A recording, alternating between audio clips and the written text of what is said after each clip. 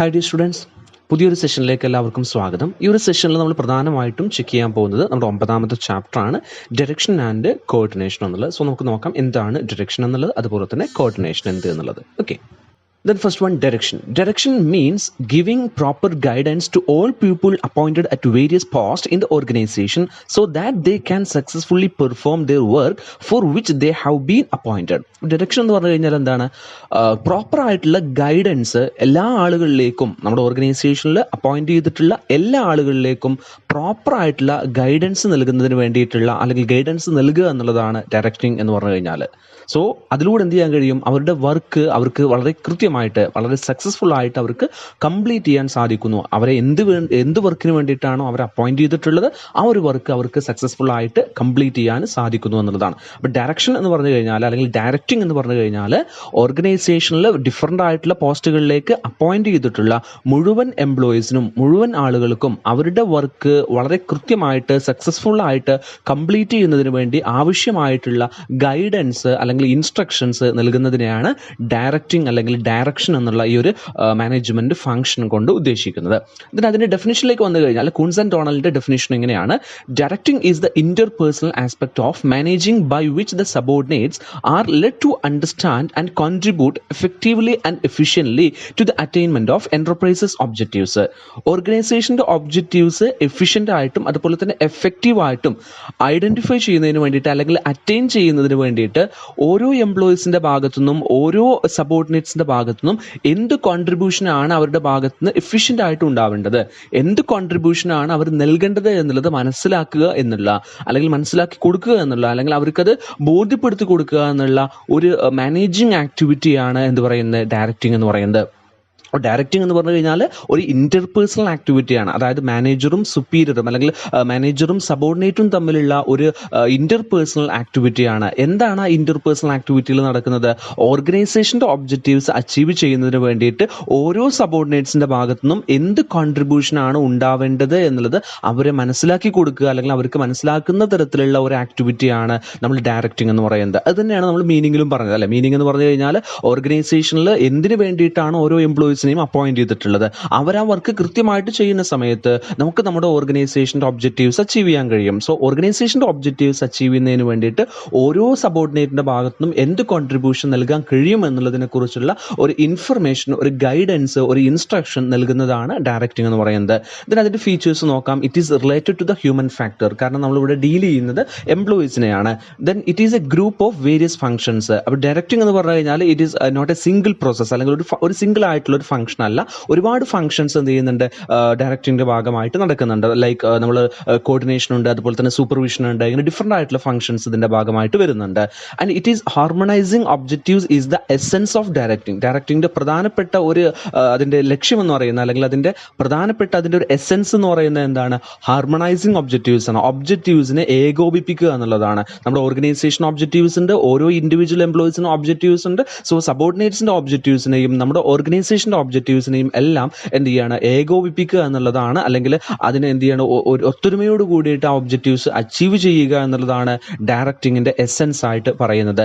Then it is necessary four A manager at every levels. നമ്മുടെ ഓർഗനൈസേഷന്റെ എല്ലാ ലെവലിലും applicable ആയിട്ടുള്ള, അല്ലെങ്കിൽ എല്ലാ ലെവലിലും ആവശ്യമായിട്ട് വരുന്ന ഒന്നാണ് ഡയറക്റ്റിംഗ് എന്ന് പറയുന്നത്.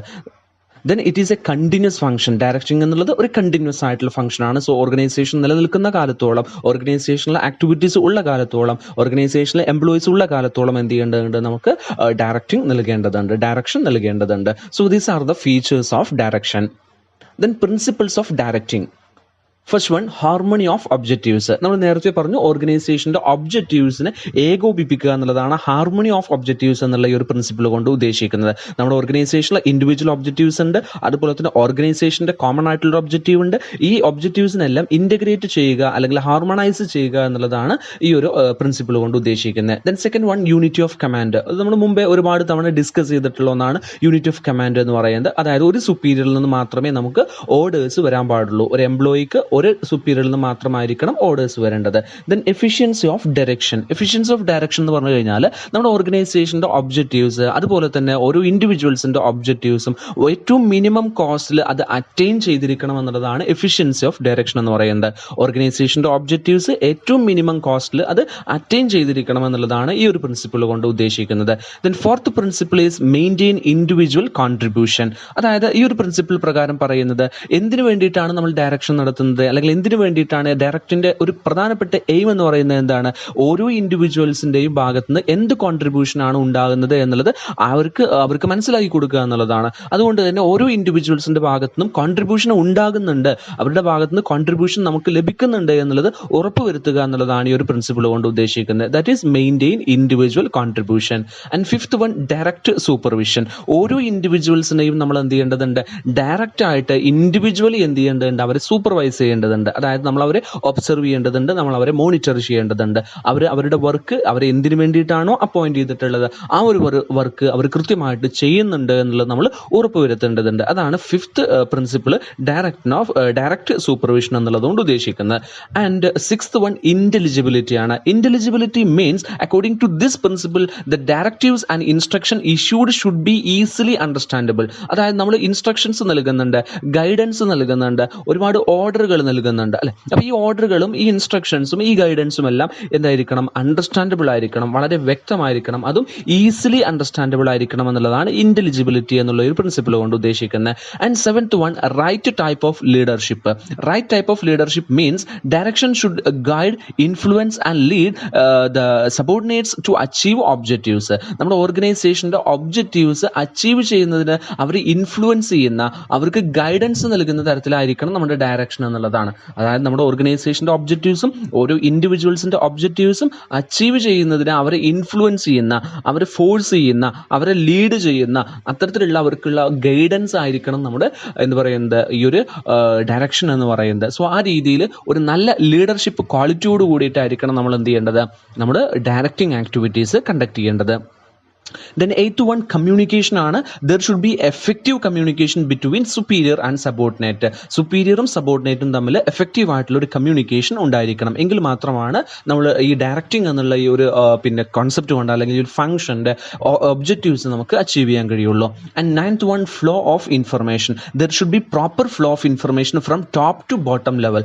ടോപ്പ് മാനേജ്മെന്റിൽ നിന്ന് ബോട്ടം ലെവൽ വരെ എന്ത് ആയിരിക്കണം, അതിൻ്റെ കൃത്യമായിട്ടുള്ള ഇൻഫർമേഷൻസിൻ്റെ ഫ്ലോ ഉണ്ടായിരിക്കണം. കമ്മ്യൂണിക്കേഷൻ എഫക്റ്റീവ് ആയിരിക്കണം എന്നുള്ളത് തന്നെയാണ് ഈ ഒരു പ്രിൻസിപ്പിൾ കൊണ്ടും ഉദ്ദേശിക്കുന്നത്. And the next one, appropriateness of direction techniques.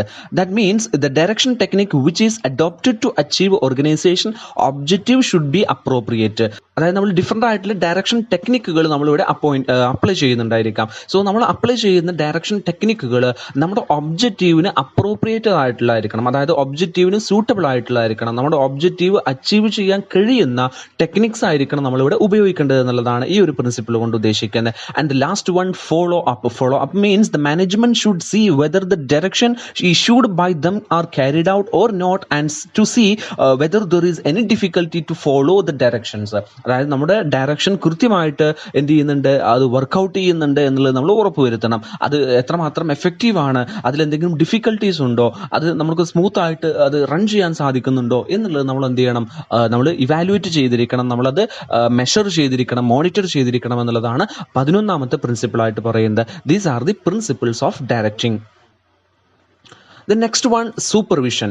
Supervision എന്നുള്ളത് ഡയറക്ഷൻ്റെ ഒരു പാർട്ടാണ്, ഡയറക്ഷൻ്റെ ഒരു എലമെൻ്റ് ആയിട്ട് നമുക്ക് പറയാവുന്നതാണ് സൂപ്പർവിഷൻ എന്നുള്ളത്. സൂപ്പർവിഷൻ മീൻസ് അതുകൊണ്ട് ഉദ്ദേശിക്കുന്നത് എന്താ ചോദിച്ചു കഴിഞ്ഞാൽ, it is the function of observing the subordinates at work to see that they are working according to plans and policies of the organisation.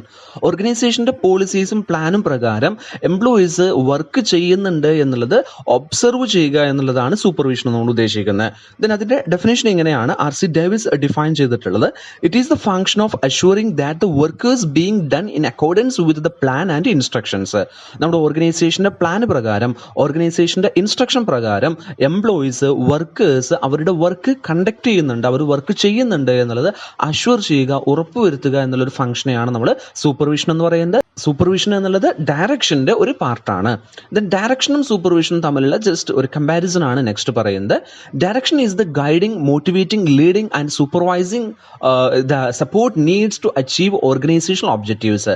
Then supervision is a function of controlling the subordinates to ensure that work is done in accordance with the instruction issued.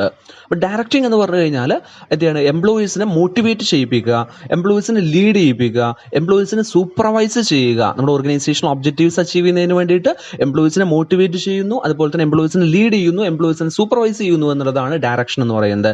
എന്നാൽ supervision എന്ന് പറഞ്ഞു കഴിഞ്ഞാൽ എന്താണ്, subordinates അവരുടെ work നമ്മൾ നൽകുന്ന instruction പ്രകാരം അവർ ചെയ്യുന്നുണ്ട് എന്നുള്ളത് ഉറപ്പുവരുത്തലാണ്. ദെൻ രണ്ടാമതായിട്ട് പറയുന്നത് direction is performed at every levels of the organisation. Supervision is important at the operative level. Direction എല്ലാ ലെവലിലും അപ്ലിക്കബിൾ ആണ്. സൂപ്പർവിഷൻ എന്നുള്ളത് ഓപ്പറേറ്റീവ് ലെവലിൽ മാത്രമാണ് അപ്ലിക്കബിൾ ആയിട്ടുള്ളത്. Then direction does not need frequent face-to-face contact between the superior and subordinate. In supervision, there is a face-to-face contact between superior and subordinate. Directionൽ നമുക്ക് superiorഉം subordinateഉം തമ്മിൽ ഒരു face-to-face contactന്റെ ആവശ്യം വരുന്നില്ല, face-to-face കമ്മ്യൂണിക്കേഷന്റെ ആവശ്യം വരുന്നില്ല. എന്നാൽ സൂപ്പർവിഷനിൽ അങ്ങനെയല്ല, face-to-face കോണ്ടാക്ട് നിർബന്ധമാണ്. The last one, direction is used mainly for the function of higher level authorities. Supervision is concerned with the lower levels. Direction എന്നുള്ളത് മെയിൻ ആയിട്ടും അത് അപ്ലൈ ചെയ്യുന്നത് ഹയർ ലെവൽ അതോറിറ്റീസിലാണ്, ഹയർ ലെവൽ മാനേജ്മെന്റിലാണ്. എന്നാൽ സൂപ്പർവിഷൻ എന്നുള്ളത് lower level മാനേജ്മെന്റിലാണ്. So ഇതാണ് difference between direction and supervision. Then next, qualities of a good supervisor. ഒരു ഗുഡ് സൂപ്പർവൈസറുടെ ക്വാളിറ്റീസ് എന്തൊക്കെയാണെന്നുള്ളത് നോക്കാം. ഫസ്റ്റ് വൺ പറയുന്നത് ലീഡർഷിപ്പ് ക്വാളിറ്റീസ് ആണ്. അതായത് ഒരു ഗുഡ് സൂപ്പർവൈസർ ആവണമെന്നുണ്ടെങ്കിൽ അദ്ദേഹത്തിന് ലീഡിംഗ് കപ്പാസിറ്റി ഉണ്ടായിരിക്കണം, ലീഡർഷിപ്പ് ക്വാളിറ്റീസ് ഉണ്ടായിരിക്കണം. ദെൻ സെക്കൻഡ് വൺ കമ്മ്യൂണിക്കേഷൻ സ്കില്ലാണ്. അതായത് സുപ്പീരിയറും സബോർഡിനേറ്റും തമ്മിൽ ഒരു നല്ല കമ്മ്യൂണിക്കേഷൻ ഉണ്ടാവേണ്ടതുണ്ട്. സോ എഫക്റ്റീവ് ആയിട്ടുള്ളൊരു കമ്മ്യൂണിക്കേഷൻ ഉണ്ടാകുന്നതിന് വേണ്ടിയിട്ട് കമ്മ്യൂണിക്കേഷൻ സ്കില്ല് ആവശ്യമാണ്. Then third one, knowledge of rules and regulation. നമ്മുടെ ഓർഗനൈസേഷൻ്റെ റൂൾസ് ആൻഡ് റെഗുലേഷൻസിനെ കുറിച്ച്, ലോകളെ കുറിച്ച്, ലേബർ ലോസിനെ കുറിച്ചൊക്കെ കൃത്യമായിട്ടുള്ള നോളജ് ഉണ്ടായിരിക്കണം. And managerial qualities. ഒരു സൂപ്പർവൈസറിനെ സംബന്ധിച്ചിടത്തോളം അദ്ദേഹത്തിന് മാനേജീരിയൽ ക്വാളിറ്റീസ് ഉണ്ടായിരിക്കണം. എങ്കിൽ മാത്രമാണ് അദ്ദേഹത്തിന് എന്ത് ചെയ്യാൻ കഴിയുള്ളൂ, അദ്ദേഹത്തിന്റെ സബോർഡിനേറ്റ്സിനെ കോർഡിനേറ്റ് ചെയ്യാൻ സാധിക്കുകയുള്ളൂ. ദ നെക്സ്റ്റ് ടെക്നിക്കൽ ക്വാളിറ്റീസ് ആണ്. അദ്ദേഹത്തിന് എംപ്ലോയീസിന്റെ പ്രോബ്ലംസ് മനസ്സിലാക്കാൻ സാധിച്ചിരിക്കണം. ഒരു സൂപ്പർവൈസർ എന്നുള്ള നിലക്ക് അദ്ദേഹത്തിന്റെ സബോർഡിനേറ്റ്സ് ആയിട്ടുള്ള എംപ്ലോയീസിന്റെ പ്രോബ്ലംസ് മനസ്സിലാക്കാൻ സാധിക്കണം. അപ്പോൾ പല പ്രോബ്ലംസും ടെക്നിക്കലി വരുന്ന പ്രോബ്ലംസ് ആയിരിക്കാം, അല്ലെ അവരുടെ വർക്ക് പ്ലേസിൽ അവർ നേരിടുന്ന പ്രശ്നങ്ങളായിരിക്കാം. സോ ആ ടെക്നിക്കലിനെ കുറിച്ച് അല്ലെങ്കിൽ ആ ടെക്നിക്സുകളെ കുറിച്ചും അവിടെ അപ്ലൈ ചെയ്യുന്ന അവരുടെ മെഷീൻസിനെ കുറിച്ചും ടെക്നോളജിയെ കുറിച്ചും ഒക്കെ അവർക്ക് നോളജ് ഉണ്ടായിരിക്കണം, അദ്ദേഹത്തിൽ അതിൽ ക്വാളിഫൈഡ് ആയിരിക്കണം. നെക്സ്റ്റ് പറയുന്നത് ഇമോഷണൽ സ്റ്റെബിലിറ്റി ആണ്. അതായത് ഒരു സൂപ്പർവൈസർ എപ്പോഴും ഇമോഷണലി സ്റ്റേബിൾ ആയിരിക്കണം. കാരണം അദ്ദേഹം മാനേജ് ചെയ്യുന്നത്, അദ്ദേഹം സൂപ്പർവൈസ് ചെയ്യുന്നത് ഒരുപാട് സബോർഡിനേറ്റ്സിനെയാണ്. സോ ആ സബോർഡിനേറ്റ്സിന്റെ ആ ഒരു ഇമോഷണൽ ആയിട്ടുള്ള കാര്യങ്ങളൊന്നും അദ്ദേഹത്തെ എന്ത് ചെയ്യാൻ പാടില്ല, ഇൻഫ്ലുവൻസ് ചെയ്യാൻ പാടില്ല. സോ ഇമോഷണലി സ്റ്റേബിൾ ആയിരിക്കണം സൂപ്പർവൈസർ. ആൻഡ് നെക്സ്റ്റ് വൺ, ടാക്ട്ഫുൾനെസ് ആണ്. ഒരു സൂപ്പർവൈസർ എപ്പോഴും തന്ത്രപരമായിട്ട് ഇടപെടാൻ കഴിയുന്ന ആളായിരിക്കണം, ടാക്ട്ഫുൾ ആയിട്ട് ഇടപെടാൻ കഴിയുന്ന ആളുകളായിരിക്കണം. അതായത് എംപ്ലോയീസിനെ ആ രീതിയിൽ ഡീൽ ചെയ്യാൻ കഴിയുന്ന ആളായിരിക്കണം. ആൻഡ് നെക്സ്റ്റ് വൺ, റെസ്പോൺസിബിലിറ്റി ആണ്.